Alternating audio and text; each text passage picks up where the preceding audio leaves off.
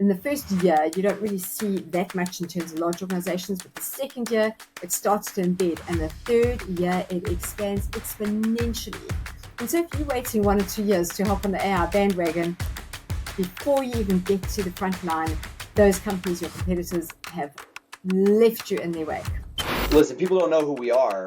So as much as I say we solve this great problem, everyone is saying we solve this great problem, and they're all waving this magic wand called AI. But now there's a little bit more skepticism. People have seen a lot of AI tools out there that promise the world and don't really deliver.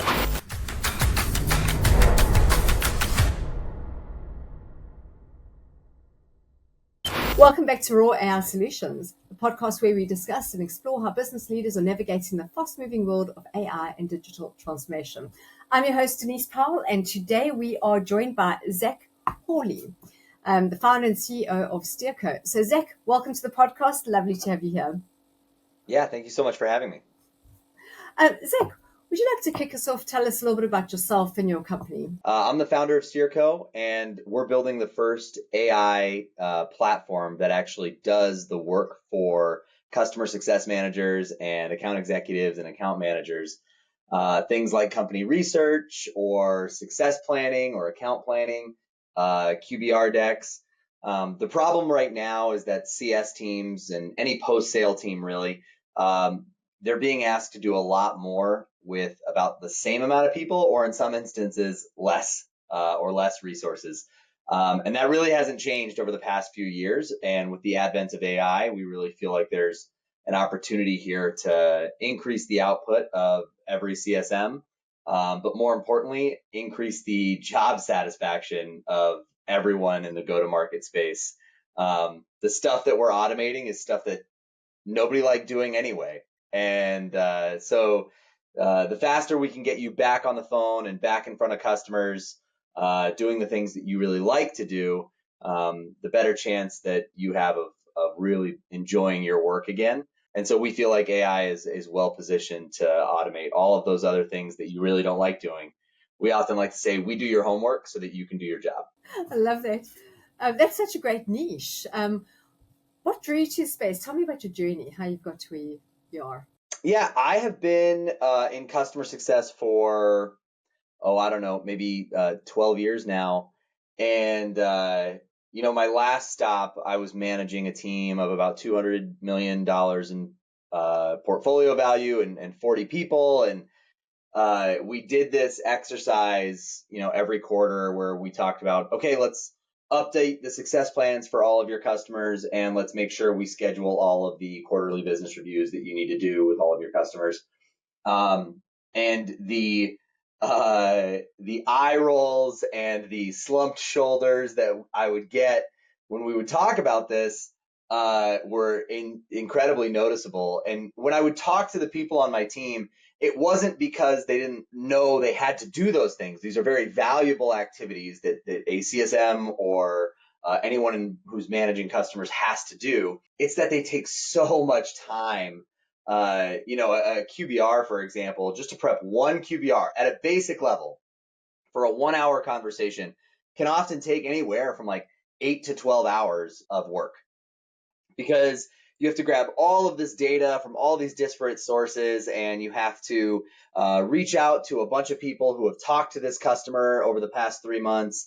And then once you've compiled all of that information, you then need to understand what the narrative is. And then once you understand what the narrative is that you want to go and educate this customer on, now you need to actually build the slides. Everyone knows that when you build PowerPoint slides, it's not as easy as just typing some text out and you're done. You can bore someone very quickly with the amount of text on a slide. And so you really have to be thoughtful, and you have to understand, okay, where does this go? What's the size? And then if you have a company with a marketing template, you now have an extra layer of complexity, because now you have to add all of that stuff needs to be in your brand vision and voice. And it was just really, really difficult. These CSMs that I had were incredibly smart, incredibly charismatic, really good at their jobs. And it really killed me to see them have to put customer conversations on the back burner just because they needed to build an asset that they could present during said customer conversations. And so over the last year that I was there, I was really trying to explore other tools that could help me do this. Bought a few, tried a bunch more, nothing worked. And so I started sketching out an idea that I thought could help. And a lot of my friends in the industry and a lot of my coworkers really were encouraging and said, "Hey, you should just go after it and go do it." And so I left my job. I have a wife and 3 kids, by the way. So I was really confident in this, but it was also very scary. But I left my job back in February. We launched the platform in May, and it's been wildly busy ever since, which is a very, very good problem to have. And I think it's also telling that, in the industry, there is nobody really doing exactly what we're doing. Like you said, it's very niche, but truthfully, it's a problem that I've felt and that I know is something that a lot of other people feel. I mean, there are 2.5 million customer success managers in the U.S. alone. If you expand that out to Europe and you go into LATAM and then APAC, you're looking at close to 7 million customer success managers. All of them have to create presentations for their customers. And so we started looking at this and we said, even if we solve a very small niche problem for customer success, there are at least a minimum of 7 million people in the world who could use this. Let's go see if we can solve this problem for them and maybe make their lives a little bit better. Wow, that's fantastic. I love that. How are you finding it in terms of, so I'm assuming because you know that there's 7 million, you don't have any issues with lead generation, but how are you finding people engaged when they hear about this? Yeah, it is. Listen, people don't know who we are. So, as much as I say we solve this great problem, everyone is saying we solve this great problem, and they're all waving this magic wand called AI. And so there's a lot of skepticism. If I'd have started this maybe a year and a half ago and really went to market, I probably would have had a lot faster adoption because AI was just this amazing, like, yes, I have to just grab onto it as much as I can. But now there's a little bit more skepticism. People have seen a lot of AI tools out there that promise the world and don't really deliver. And so what we've really had to do is give away a lot of our product for free, which is totally okay. We have quite a bit of the product right now that's available for any CSM to use. We decided to make a lot of the data points that we surface and put into these assets pull from publicly available information. So an example is that when I would instruct my CSMs to go and build a quarterly business review, I would say, hey, go look at their earnings call transcript and understand what it is that they're talking about. Understand what it is that the CEO and the C-suite care about so that you can go back to your champion, relate what the executive team is talking about to what they're doing, and really weave everything together. You don't need, siloed data to figure that out. That's actually publicly available online. It's public record. So we've actually pointed our system to a lot of those external sources that are publicly available to help CSMs create these assets. And when we figured out we could do that, we just felt, why not just give it away for free? And if they really enjoy it and we start to find clusters of teams using it, we can then go to the company and say, hey, you can really supercharge what your team is doing by integrating a lot of other data sources and by uploading your marketing template. And then we can start the commercial process that way. That's outstanding. I love that. Give your product away for free to get out there in the market. Love it. Yeah. Well, on today's call, we are going to be looking at the challenges that even the smartest CEOs face. And that's how do you keep your teams aligned during engagement while there's massive change taking place. So you built Steerco, and where do you see the alignment gap first emerge when companies start to grow quickly and you start putting this in place? It's a lot of it's testing my ability to explain what the vision is that I want to achieve. So because I have so much experience in this field, I know very specifically the problems and the challenges that we need to tackle. I was able to build a quick MVP myself before we hired any engineers, and that was great. That was able to describe, what it was that I wanted to try and do early. And that can get you started. So we hired a couple of engineers, and that helps. But then the wheels start to fall off a little bit, and there's a lot of questions of like, well, why would that be the case? And wouldn't somebody want to do this instead? And you end up getting to a point where you're like, oh yeah, this person or a lot of people don't necessarily understand the nuances of this job. And for what we're building, it is incredibly important that everybody understand the nuance of the job, because that's what we're trying to fix, right? Is a very nuanced problem. And so we defaulted to, there was a lot of misalignment where things were starting to get built that I was like, that doesn't really solve the issue, and I wasn't explaining myself very well. So we started to default to building what we call product requirements documents, PRDs. And these PRDs have been incredibly helpful. It's a templated set of questions that when I'm looking at building something in the product, or I have an idea for something that we need to build in the product, I actually have to go fill out this form before I can even disseminate it to the rest of the team to build, because it asks questions like, what is the problem that we're trying to solve? How do you know this is a problem you want to solve? What generally does this look like? Is there anybody else that's doing something that kind of looks like this? How do you plan to sell it? How do you plan to pitch it?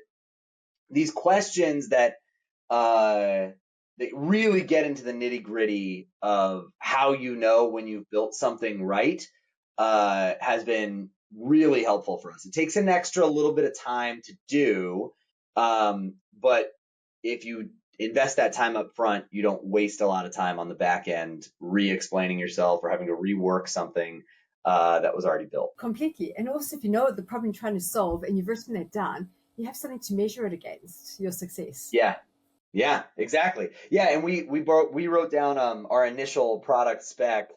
A lot of it was in that format. And so as it got delivered, we were able to go back, to your point, to that product spec and look and do little tick marks next to everything that we talked about. And we said, okay, it does this, it does this, it does this, still have a gap here. How do we want to go attack it? Are there questions on it? What do we need to do to make sure that that gets built quickly? And it's been incredibly powerful for us to move quickly, even though it feels like I'm moving much more slowly. Yeah, absolutely. What is it? More haste, less speed. So better get it right first time, then you can actually go faster down the line. One thing I found is when you do that, what you're mentioning, you actually start to keep the focus, and instead of getting sidetracked down these rabbit holes. And there might be a fantastic rabbit hole that, oh, that'll be an excellent problem to fix, but it's not what we're here. Let's focus on what we're here to fix, and that can actually go in the backlog. Once we've done everything we said we're going to do, now let's have a look at those other things and pick them up. Right. And you'd be surprised at all those things that end up in your backlog. They were so important in the day that you thought of them. And like a week or so removed, you're like, actually, it's not that important. I don't know why I wanted that, And I have an engineer, Matt. He is, to his credit, he's very good at pushing me on just thinking about things a little bit more, a little bit deeper, and a little bit more full. Because I have this, I'm sure you can already tell right now, I have this excitability, right? That I want to go out and go get these things done, and I over-index on action, and I want now, like yesterday, so I can react to it. And to his credit, he knows that that is not reality. And he also knows how I respond to the market, to a prospect, to a customer, to all these people talking about what they need. And he knows that if he just gives it 24 to 48 hours of real serious thought, not like, oh, I'll brush it off, but like just let Zach sit with this for 24 to 48 hours, let him build that PRD. Eventually it'll come out in the wash of like, maybe this actually folds in with this over here, or maybe it's not that important, or what they're actually trying to do is this, and we actually need to do this. It's been a much better relationship since we started, like you said, slowing down or moving with more haste, less speed. Is that what you said? Yeah, I think it's a great saying. I think good to have a business partner like that. It's so opposite of yourself because it brings balance at the end of the day. I think that's really critical. Yeah.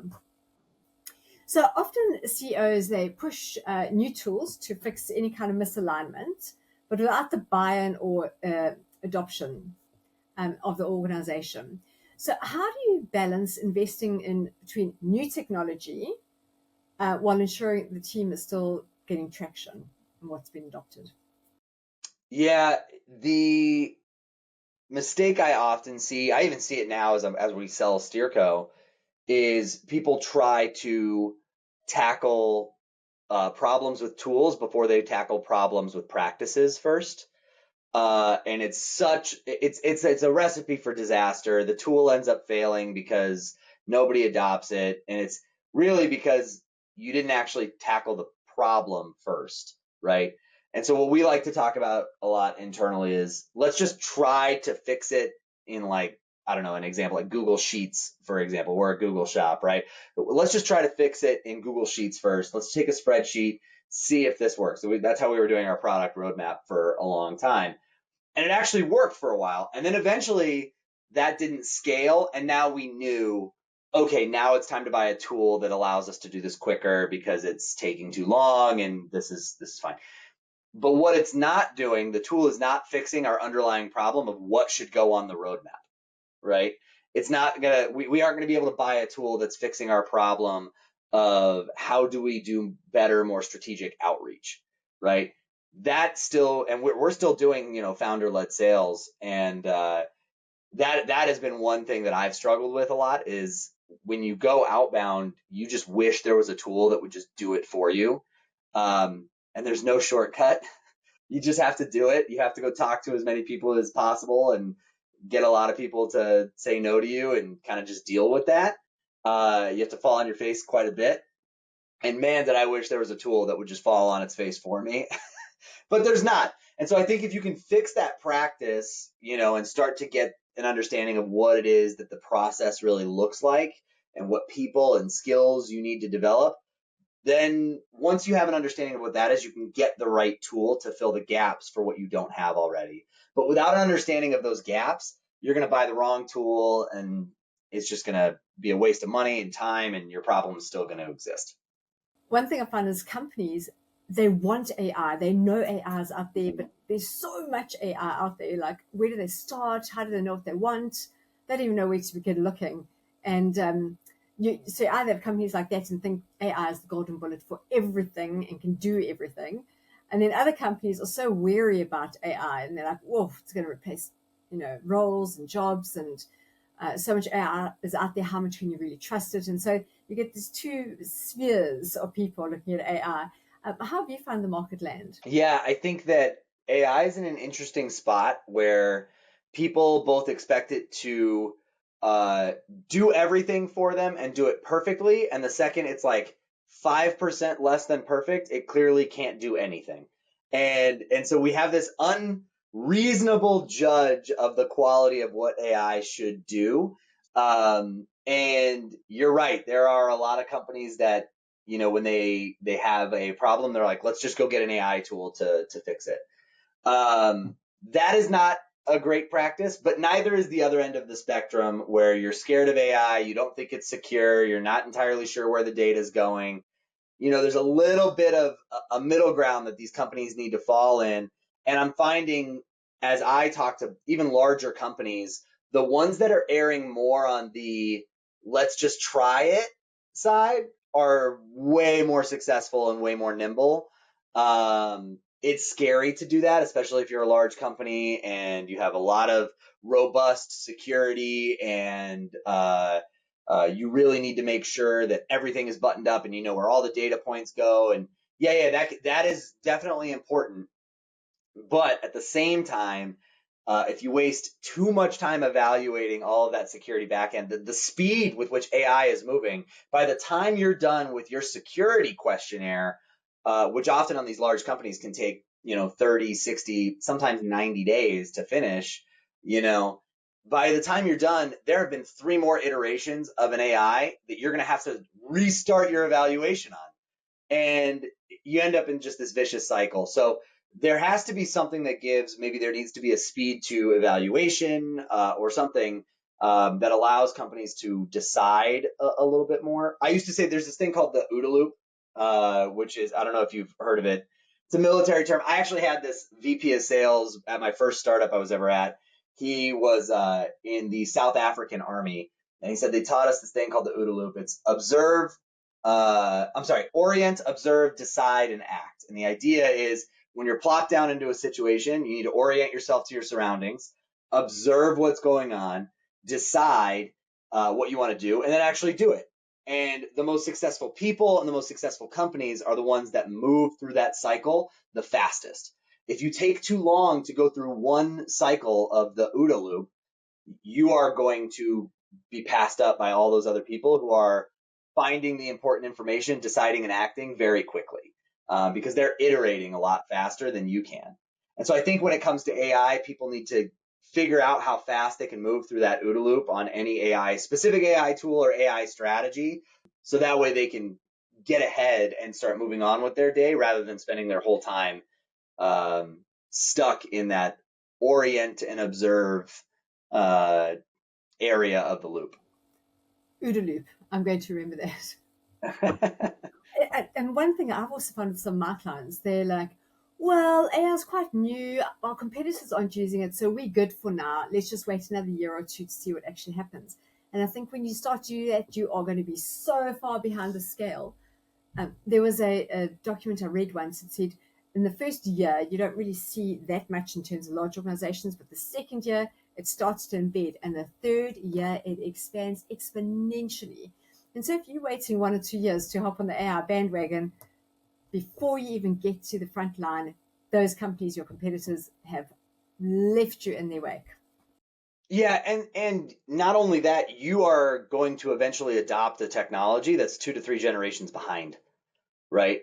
So you need to get up front. It's just moving so much faster than anything we've ever seen before. And I know I'm not the first person to say that. It's probably incredibly cliche, but being in it, it's true. I mean, even we're a very small and nimble team. The benefit that we have is being small and nimble. I mean, you hear a lot about what's called being native AI. That's our company. And what that means is that we get to try and stay on the bleeding edge of all of this technology as it's coming out. But even for us, it's difficult. And we're a very tiny team who can move on a dime. Large organizations, we've talked about this, in passing, that we feel bad for larger organizations who have to figure out how to move like that because they just can't get the consensus around that many people to make a different decision if new information comes out. There's always all these, just at a simple level, at a consumer level, there's all these new AI models always coming out, and there's always one that's better than the last. And oh my gosh, it's blowing everyone's mind. It was OpenAI. I think it was '04, and then it was Claude Sonnet, and now it's Grok, and it's just. And they all just continue to leapfrog each other. And if you're still trying to evaluate the one in the back there, by the time you're done, there's going to be 3 or 4 different leapfrogs before you can actually understand what it is that you bought. So you have to move fast. And I feel bad for these companies that can't figure out how to move that quickly, because I think that's ultimately what's going to leave them behind. I was having a conversation with someone the other day, and we were saying COVID really made us think twice about how we're doing things. In the past, it would take even large organizations, let's do this initiative, 6 months to review, 6 months to choose a tool, another 6 months to a year to go and implement it. And before you know it, you're 2 years down the line. But with COVID, you literally had 2 weeks, bam, to change everything. And it's amazing when you're forced to make those decisions and forced to pivot and scale that you can. And I think AI is going to be exactly the same way. If we did that for COVID, we can easily go and do that for AI. We just need to really ask ourselves why we're doing the things, why are things taking as long as what they currently are taking, especially in those larger corporate organizations. Yeah, and then back to your change question too, of like how you get alignment around change.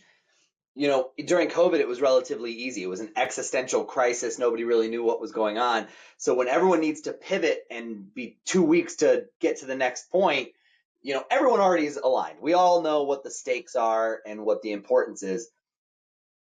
To be able to do that for a tool or a technology is really hard because there's all these differing opinions and differing ideas. So the best organizations are going to be the ones that really understand how to explain the stakes of the decision quickly so that everyone can get aligned on what that means. If you can't explain why the change that you need to make is important, even if you don't know what the change is, you're not going to get that buy-in from everybody at a deep, meaningful core level to be able to make that switch quickly. Completely. And then it brings us down to about customer success as well. So Steerco, you aim to take the grunt work out of a customer success manager by auto repping, the quarterly business reviews and looking at health checks, etc. Where do you see the most friction? Does it lie in process, content, or mindset? Definitely not mindset. The CSMs that I've worked with, that I talk to, I don't know how many CSMs you've worked with or how many CSMs your leadership or listenership has worked with. Man, these people are people pleasers. They want to make everyone they talk to as successful and as happy as possible. It's literally their job. That is what they want to do. Where they get really frustrated is when they have to when they have to do a bunch of meaningful but menial tasks to get to make you happy and to get to make you successful. There's a lot of, it feels like, I don't know, assistant style work where we played around with this at every different company I was at, where we have an intern. Can't the intern just do this for us? Because it feels so just boring, and you're constantly just like clicking and resizing font, or you're typing up a plan from a call notes that you had before. Success plans are a great example. We get a lot of traction from people who want to automate their QBR process and that whole workflow. But another one that we do that is getting a lot more adoption is our success planning and account planning. These are plans that you quite literally have to write down digitally or on a piece of paper and send to a customer. And the plan is all around, hey, this is what you want to do. This is what we deliver. Here's how we can make those two meet. And it takes a long time to regurgitate that in a format that the CSM can be proud of, that the customer thinks is professional, that makes a lot of sense. And then you're tracking KPIs and metrics in there as well. And so oftentimes the process of updating this goes completely by the wayside, and success planning and account planning becomes this educational exercise that everyone does because you can check a box. And we really felt like this was something that, has a lot of value. It's thought to have a lot of value already. That's why people do it. But it can't really tactically have value unless there's something in the background automating it. And so the friction definitely doesn't come from mindset. It absolutely comes from the first two, in making sure that these things actually get done. And that's also where AI, we feel like, automates. We remove all that friction so that you can capitalize on your mindset. You can get to the conversation quicker rather than having to worry about, did I stick with the right font for what our brand needs? Or were there too many words on that slide? Did it point to the right chart? Did the chart have the right data source attached to it? All these just little things that you don't want to get called out for in a meeting, with the C-suite of a customer that you're working with. It's all those repetitive manual administration tasks. Yeah, the AI is really good in a space like that. When you roll out Steerco for a new customer, what's the biggest internal blocker? Is it the leadership alignment or frontline teams adjusting their habits? It is absolutely the leadership alignment. We found our product to be incredibly addictive for frontline members, which is perfect. It's exactly who we built it for.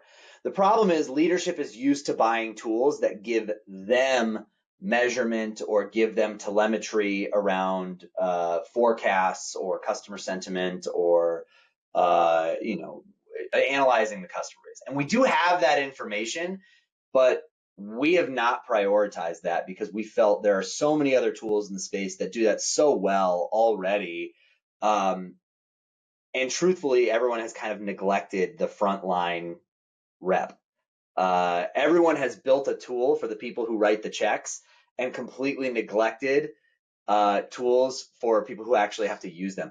I read a stat the other day that a good adoption rate of a new tool in operations, a good adoption rate is anywhere from 25 to 30% of people using it.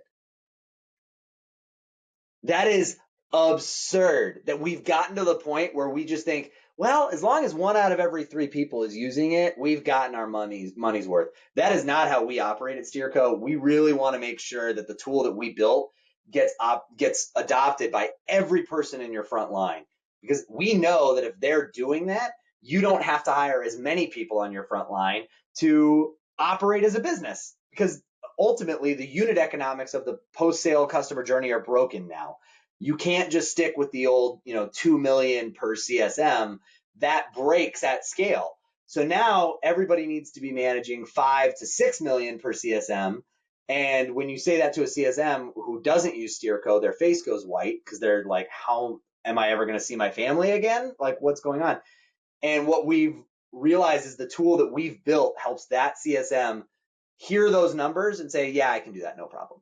Not a problem at all. We can get that done. And in fact, the more customers and use cases I get to see, the better. I have more fun doing it because I don't have to do all of that other work associated. I just get to go talk to customers and make them happy and look like the hero. Hand me more customers, please. All right, we haven't heard that yet, but I'm sure we will at some point soon. I'm sure. So with all the noise around the AI tools right now, how do you evaluate which capabilities actually support team alignment versus just creating more clutter? Yeah, that's a fantastic question. I think the jury's still out on that one. There's so many tools out there, and what you're starting to see are tools like Steerco pop up, where before it was AI that does everything for you. We've proven that is not really the case. There's not many things that do that. So now you're starting to see more companies like us pop up who are automating very specific workflows. So the reason I say that jury's still out is, we're one of the first that's doing it. There's probably another handful in different industries and sectors and verticals that are doing it.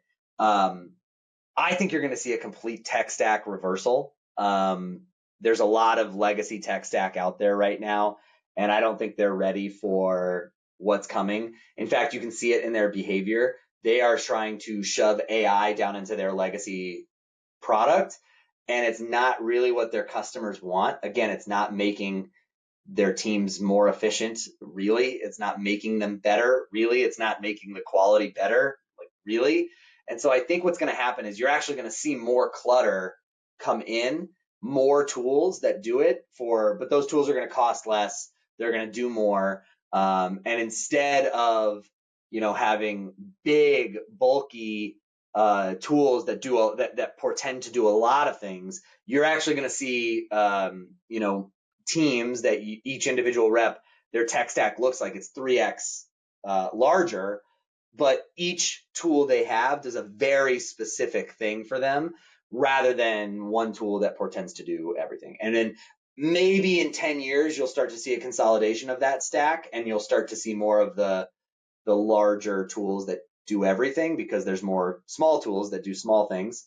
But for now, I actually think you're going to see clutter. But be careful, because I don't think that clutter right now is a bad thing. I think, again, back to our previous conversation of being able to evaluate quickly, part of that is you got to try some stuff that you don't know if it's going to work or not. And a lot of it may not. So you may have to deal with a little bit of clutter just to sift through the chaff before you actually get to that wheat. That's such a great perspective. But changing perspectives right now, if you have to zoom out, where would you like Steerco to be in the next 6 to 12 months? I would love for every single company that has customer success managers or account managers to have their frontline reps using it. Again, right now, without any without any data integrations, it's free, right? So my hope is in the next 6 to 12 months. I said we have 2.5 million CSMs in the US. That's where we're located. I'd love for 2.5 million CSMs to be using it, even if they're not using a paid version, to have this feeling of, okay, people are starting to get value out of it and starting to move just a little bit faster. That to me would feel phenomenal. And I think it would be really a game changer for a lot of these businesses. I would say right now what we're seeing is we're seeing a lot of CSMs use it with their personal email because they don't want to let their boss know that they're taking like summer Fridays now. So that's a little bit of a hurdle we have to cross. So I'll say in the next 6 to 12 months, I don't care if people are just using their personal email and not telling their boss they're using Steerco. That's fine. But after that, I would really hope that people start to say, actually, there's this tool. I really want our company to buy it. And that's more self-serving for me and the company. But I would say at a base level, I just want people using it because it's truly going to make them happier and again get back out of the office, talking to customers quicker, getting their job done faster, and getting out of the office earlier on a Friday. I think is what our tool will ultimately help CSMs do. So basically, looking at to gain 100% of that market. That's right. 12 months. In the next 6 to 12 months. I mean, listen, you asked ideal. I can give you a realistic perspective of where I think we go, which is I really think that we can get to an adoption of about 15 to 20% of that market in the next 6 to 12 months. But you just can't really underestimate the virality. We're already seeing people when they pop into Steerco, they invite 5 of their friends right away. And we know this, we're tracking it. So we're calling it the K factor of 5. We have tried to figure out, we capped it. We said you can only invite 5 because we wanted to figure out if there was a monetization strategy around that. But we may need to remove that at some point because there's people who have been writing in saying, I want to invite my whole team to do it. So we're trying to figure out how that can be more viral right now. But it's kind of wild when somebody comes in, they want to collaborate with their team right away. They invite five friends within a couple of hours. It's pretty staggering. So I think we have a shot at really becoming somewhat viral. But when you're so new, again, we just launched in May. It's now July 21st as of this recording. We're so new. Even the most contagious of events looks like it's moving slowly at first, but we really think that it's going to pop relatively soon, and that's going to be a fun experience for us. Hope you're ready for that.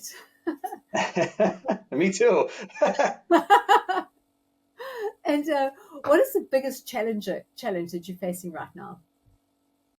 I kind of mentioned it earlier, but we have a lot of people who it kind of goes with a couple of our earlier conversations. We have a lot of CSMs who are signing up for our platform and they're using their personal email. The reason being their company doesn't actually really want them to use AI. They fear it. They don't like any security concerns they might have behind it, or maybe there's we already have an enterprise agreement with this other AI over here.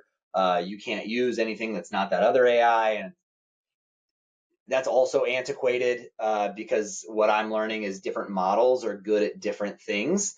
And so if you sign an enterprise agreement with, say, Copilot, which does a few things really, really well, and you now say, well, you can't use Gemini, OpenAI, Grok, or Llama, or Claude, you can't use anything, any of those models. You can only use Copilot. You really limit the productivity of probably 80% of your reps or 80% of your team. And so what is happening more often than not is a lot of reps are coming in, they're starting to use our tool, and they're almost using it in secret. And so we're trying to figure out how do we use them as the wedge buster into organizations, but we also don't want to sell them down the river and get them in trouble. So we don't want to come in and be like, hey, your team is using this, and they go, who? And then we kind of get frozen and we're like, well, we actually can't tell you who's using it. That's a really hard, awkward conversation. And so we're trying to figure out how is it that we can get into these organizations, because we know that if the rest of their team is using it and if they supercharge the data that goes into it and they have the admins that can help really get this thing moving for these team members, the team is going to be that much more efficient. And that messaging and that kind of jujitsu role that we need to do into those conversations is becoming a little bit of a challenge, because we certainly want to be respectful to our users and the people who are enjoying our product, but we also want to make sure that the company can survive, and we feel like we can make money more by just going to the organization. That's our monetization strategy. So we need to figure out how to do that right now. And that's, I think, our biggest challenge. Which I think might answer the next question, which is going to be, if money or time wasn't an issue, what would you like to resolve right now at a click of a finger? If you could just wave a wand right now and fix something, what would it be?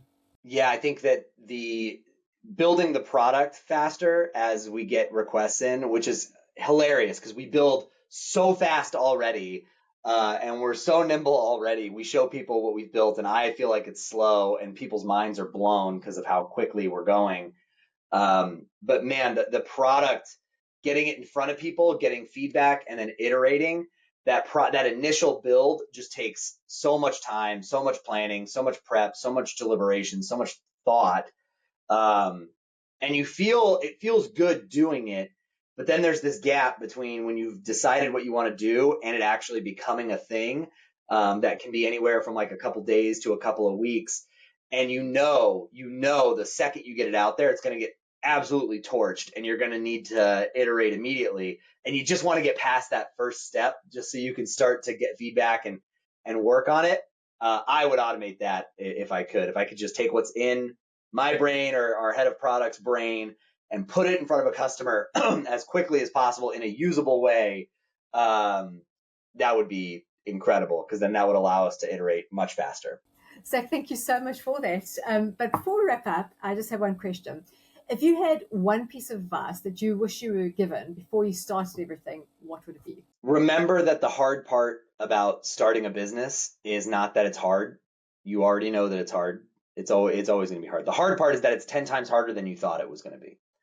And you don't know why. And it's hard for different reasons. And I've told a lot of my friends who've never started a company, I've told them, I have 3 kids. It's easier to talk to other parents about this too.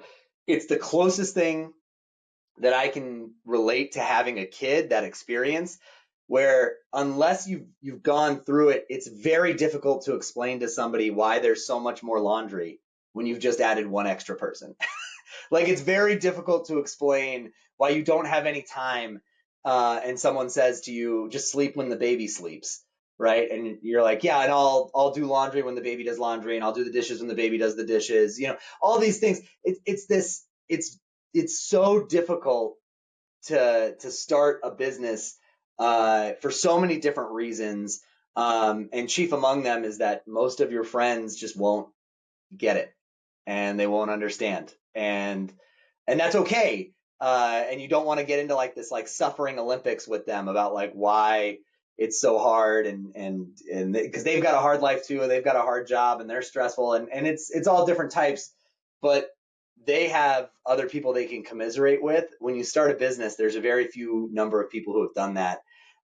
That's really difficult. So you got to find your tribe and you got to find people who you can talk to who just get it. Because when you do, it is so much nicer, and you don't have to worry about feeling like you're complaining, because I guarantee you the other founder and CEO just gets it. They understand the problem that you're going through, and they may not know the answer because they're struggling with it themselves, but you both can complain about it over beers. So it's much easier. I love that. There's this great expression that goes, failure cannot exist in the presence of perseverance. And so that's the thing. Just carry on persevering. You will succeed. Yeah. Yeah. And you only fail when you feel like you've failed and you've stopped. Every time I've ever felt like, man, I just don't know if I'm doing this right.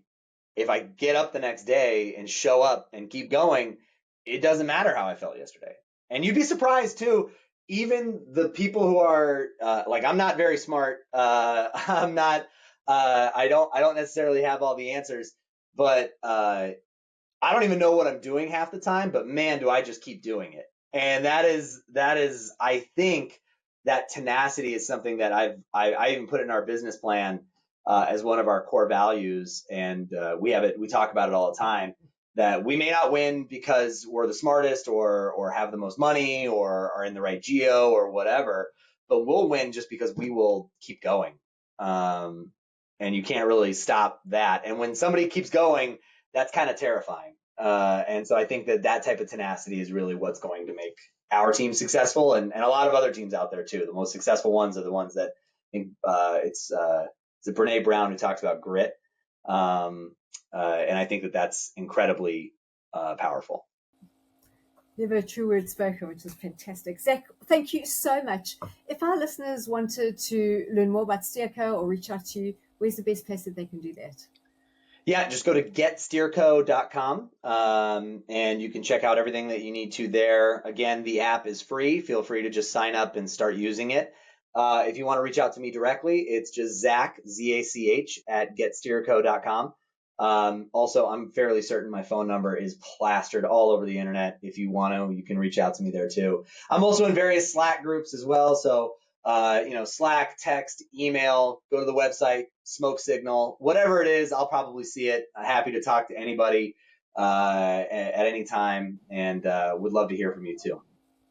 Excellent. Well, Zach, it's been wonderful to have you on the podcast. Thank you so much. Yeah, thank you so much, Denise.